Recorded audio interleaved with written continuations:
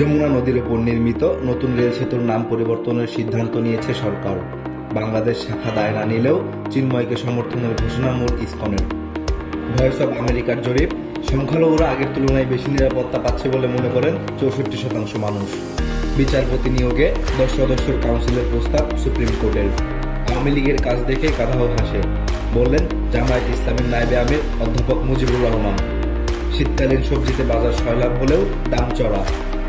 ভারতের দ্বিচারিতা নিন্দনীয় ও আপত্তিকর, বললেন আসিফ নজরুল। নেতানিয়াহুর হুমকি, ইরানের পরমাণু অস্ত্রের অধিকারী হওয়া ঠেকাতে সবকিছু করব। আইনজীবী সাইফুল হত্যায় কাউকে ছাড় নয়, বললেন ধর্ম উপদেষ্টা। 1 মাসে 40,000 কেজি পলিথিন জব্দ, জানালো পরিবেশ মন্ত্রণালয়। দৈনিক বার্তা, স্বাধীনতার পক্ষের দই।